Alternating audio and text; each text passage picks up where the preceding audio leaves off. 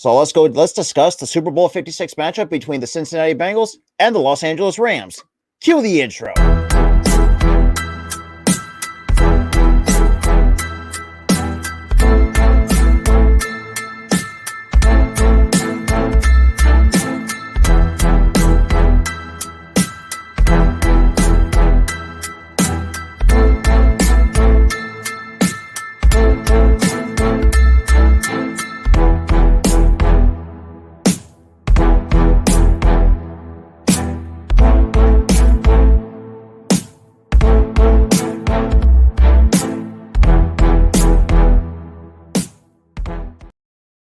And what is going on, everybody? Obviously, you know what it is. It is pretty much Super Bowl weekend. But before we get started into this video, kind of breaking down, our keys to the game between the Bengals and the Rams. If you guys are new to the channel, make sure you hit the like button on the video, smash that like button, click that subscribe button with the bell icon on, so you guys will not miss any new updates. The whole deal. All my social media and the Spotlight Sports Network social media, which will be linked down below in the description. Also, you guys can huge shout out to the Spotlight Sports Network for partnering with us but also check out our podcast series, Sports Talk Podcast, with obviously me, Robert, and Tyler every Saturday night at 8:30 p.m. Eastern Standard Time. The link to the playlist will be down below. But that being said, let's hop right into it. So, the first thing I would like to say, I want to correct you on something. What's that? It's not Super Bowl weekend. That's next weekend. Or whatever. You know. It's 2 weeks for the Super Bowl. Secondly, I'm actually hyped for the Super Bowl. Dude, this is very interesting because now that think about it this way, this is the first time the Super Bowl does not feature someone like Aaron Rodgers, Tom Brady, Big Ben, hell, even fucking Patrick Mahomes. Yeah, and the thing is, the storyline for this damn game is so intriguing. It really is intriguing. You have a guy on one end who's been in the league for 13 years. Who's been in the league for 13 years. Shit. Has not won a championship ever. And then on the other end, you have a second-year player looking for also his first championship. And the teams. So basically, ever. But basically, what my buddy here is saying is it's the battle. Say who wants it more first. Basically, it's the battle. It's a battle first. Like who's going to grab that brass? You got the team first and the player first. Like battle. Now, shit. So far, I mean, like we said, this is a very intriguing Super Bowl since, on the one hand, you got the Cincinnati Bengals. The last time they were in the Super Bowl was back in 1989 against the San Francisco 49ers. So, think about, shit, that's almost a little bit over 3, well, was it 20, a little bit over 3 decades. What, you talking about Bengals? Yeah, the Bengals. 89 was the last time they've been in the Super Bowl. 1988, 89. That's 3 decades. Shit. Four. Actually, 4. Oh, fuck, yeah. Because we're in the 2020s. Shit, yeah. And then a decade is 10 years. And then, like Tyler said, too, on the other hand, you got someone like Matthew Stafford, who, let's be real, it's pretty much built up a Hall of Fame resume as it is. Yep. Unfortunately, majority of those years was in the shitty city of Detroit. Oh my God! And his whole season proved the point that he got fucked over by. And the fact that he has, and this is why I think these two teams. See, and I like to go with the Bengals with this one, but it's hard to choose. That's my thing too, because I'm going into this look, who do I root for? Do I root for the Bengals, or do you go with Matthew Stafford and the Rams? Because on the one hand, I want to root for the Bengals because we were in a similar situation, albeit we didn't get a lot of love like the Bengals are, which pisses me off. But that's a whole nother story. It's a whole nother story. But the fact that you have someone like a second-year player like Joe Burrow, probably a home run. Let's be real, that's a home run draft pick. That man's a fucking dog. I'm telling you now. The fact that this guy going into year 2, lead his team to a fucking Super Bowl. Here's my thing, Rob. When he went up against my Clemson Tigers in the national championship, the way he played, his poise and his calmness, and the way he was playing with so much confidence. What I thought. I'm thinking this kid's going to dominate the league. And here we are, his second year in the league, and he's dominated. And so far. And the fact that let's think the hypotheticals too. Like, if say Joe Burrow wins the Super Bowl, he's going to be the first player in NFL history to win an NCAA national title and a fucking Super Bowl in the honestly, short time no. span. Honestly, no. He'd be the third guy to do it. Remember, Joe Namath did it. Right. Joe Montana did it. And just like to see what Joe Burrow is capable of, and being on the list of those two guys to grace the football field, albeit probably Joe Montana's probably the better of the two. Yeah, but Joe Namath had that one good year. Then that was just a one year, but still, at the time, like that's when he was probably and look, Joe Namath was still a good quarterback during his playing days. So there's really you can't take nothing away from that. For his time, he was a great quarterback. But if he played today, no, he'd just be good. He wouldn't be great. He would just be good. Now, kind of go into it. So, I mean, obviously, like we said, this is a battle of who wants it more. You got Joe Burrow and the Cincinnati Bengals leading under Zach Taylor. Probably honest opinion, probably my favorite candidate for Coach of the Year. For a guy, someone like Zach Taylor coming in 2019, turning this team around from a mediocre team to a fucking Super Bowl contender in about 2 to 3 years. And then you got the Rams. Obviously, minus that horrific Super Bowl, but put that in the past. But you have someone my God, that one that was like 3-3 at halftime. My God, I don't want to talk about it, but so my question is, what are your keys to the game for both the Rams and the Bengals? Keys to the game for the Bengals. This goes based on defense because Matt Stafford, he's a pocket passer first. Oh, absolutely. He doesn't run that much. So pressure the quarterback.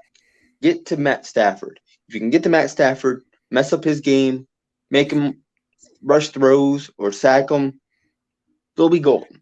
Oh, absolutely. For Joe Burrow, even though his line is so weak, his O-line, it's been okay.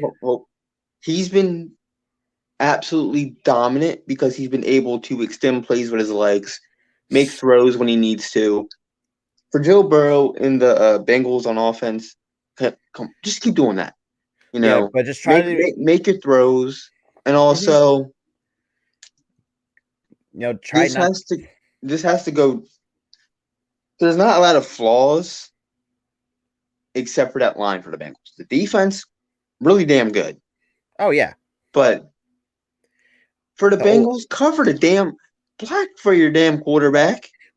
The fact, and for those who don't know, Joe Burrow is the other quarterback in NFL history, despite being sacked 9 times, still wins a playoff game. The last quarterback to do that, Donovan McNabb in 2003 for the Philadelphia Eagles. So I know that pains me. That fucking pains me. But I know what happened in that 2003 season. We were 1 game short. Yep. But 1 game fucking short. Like Tyler said too, like the O-line just like you got to block for the guy. You got to be physical because the Rams is such a physical team. But then again, you got to think too. You got to be super physical with Aaron Donald, who's probably one of the better defenders on that D line. And that leads to my next point. You got Aaron Donald, and you also got Von Miller on that defensive side. Watch out! You have to cover. You have to cover them. If you don't, Joe Burrow, I don't care if you can run. You're fucked if Von Miller or Aaron Donald. For those, if you have not seen what Von Miller is capable of, go back to his time with Denver. 2015. I remember that. 2015.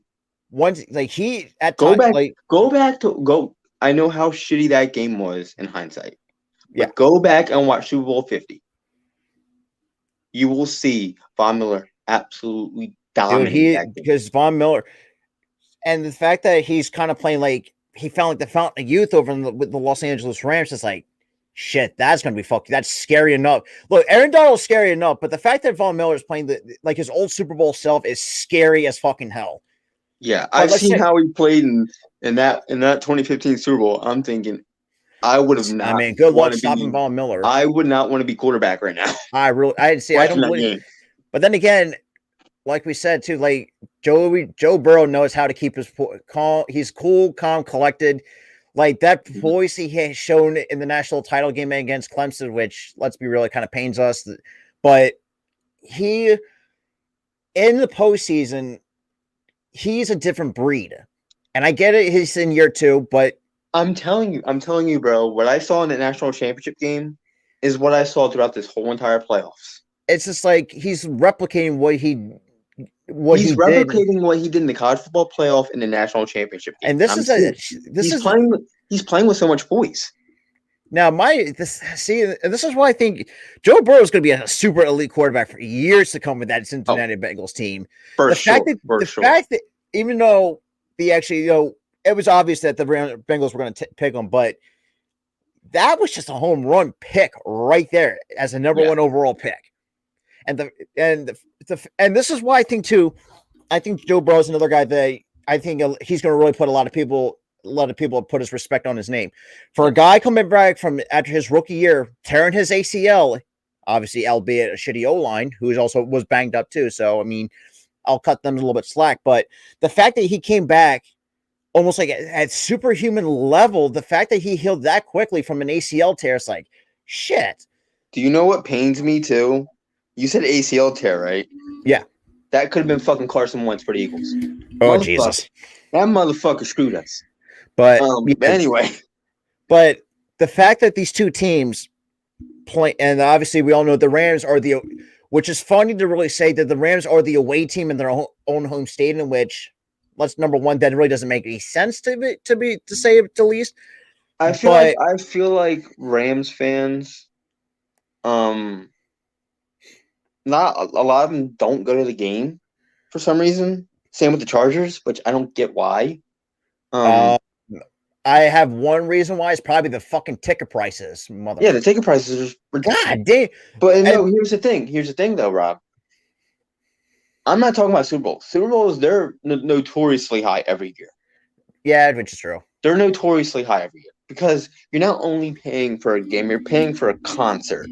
Pretty much. You gotta hike up the prices because you gotta pay the athletes, the coaches. Plus, also that money's going towards toward the entire team. So no, that's what I'm talking about. The players, the coaches, the staff, but also the celebrity singers that go there. Let's talk about the fucking halftime show. That's just gonna be fucking lit, man. I'm calling it right now. They're blowing the roof off the fucking joint. Like literally, they're gonna blow the roof off the SoFi Stadium. But my thing is. Now, my question is, I think everybody would say so. Do you think OBJ is still washed up after that bullshit with dilemma going on in Cleveland? I don't think he was the problem. No, I think he wanted out. He wanted out. And look what he's doing now. He was protesting him wanting out because he knew the team was going downhill. And the thing, and the problem with Cleveland, and I agree with OBJ for doing what he did. I think Baker Mayfield is the problem. Is not that fucking good. Not that good. Like, he gets cocky. He got humbled last year. So he played better because he got humbled. And then he played great. Out of his mind. Got them to the playoffs. This year, got cocky again. And OBJ got pissed off about it. And he wanted out. And so he protested. Now, my question is, too, let's say hypothetically if the Rams do fail, do you think that's on Sean McVay? Because that's like 2 years in a row he had 2 superstar quarterbacks. And like, let's say if they don't win the big one. Do you think Sean McVay might be somewhat of a problem if he doesn't win the big game?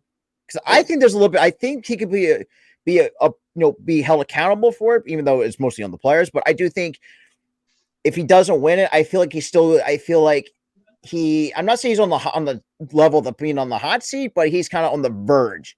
You know what I'm saying? Yeah. Here's my thing. If it comes, if it comes down to a play call, like the Seahawks and the Patriots back in 2016, or not 2016, 2014, and it comes down to a play call, and he picks the completely wrong damn play, it's on him. But if the game is just poor defense, then it's on the defensive coordinator. That's on the coordinator. But if it comes down to a play call and he needs to call that if he needs to call a specific play that would work, and he doesn't call it, it's on him. And That is true. And look, I don't think Sean McVay's not that bad of a coach. And I know his. Oh no, he's a tremendous coach with a great mind. The only thing that I have a problem with, I know he has like questionable play calling. That's what I have a knock on Sean McVay though. Everything else, but the way that he, and like we said too, because I don't want to keep us a little bit longer. Because like we said, it's hard to choose who wants it more, because these are evenly matched teams. But like we said in our keys to the game, if the Cincinnati Bengals, their O-line needs to straighten up, and if they play great defense like they did against Kansas City, I think the Bengals should be fine. Yeah. Same with the other side for the Rams. I mean, their O-line's good, but there are times where they have kind of sometimes failed Matthew Stafford at times, but that's here nor there. But with that being said, I want you to know what you guys' thoughts about this upcoming Super Bowl this year. Drop your score predictions too at the same time. We would love to. Hold on, Rob. Oh shit! Score prediction time. Oh shit! See me, I'm going to go 33-30, and I think Cincinnati wins it by a field goal. I'm going to go. It's going to be a defensive type game, but it's not going to be too boring. I'm going to say it's going to be 27-20. Okay. And it's going to be a pretty low scoring game. Yeah, which makes sense. Joe Burrow would have a few touchdowns, possibly a pick, but I'm not sure. Because he's accurate. But if he gets Jamar Chase going, good luck stopping Jamar Chase going. You're done. Yeah. But that's for Matthew Stafford. He's probably going to have a few. He's going to have like a pick or two here, but I mean, a pick or two here too. But here's the thing: he's going to have a couple touchdowns too. But it's going to be 27-20 Rams. Okay, for me, I say 33-30 Bengals, because a lot of games have decided on a goddamn field goal this entire year. So I'm going to have to go with the field goal, because that's, which is funny, because it's like a lot of these games were decided by field goals. Bro, minus the goddamn wildcard game or wildcard games, we were spoiled. Playoffs. Yeah, and we were spoiled. And the fact that shit, but I want to know what you guys' thoughts in the comments below. Drop your own score predictions too. I want to know what your guys' thoughts on the Super Bowl and your kind of keys to the game. Drop all that in the comments down below.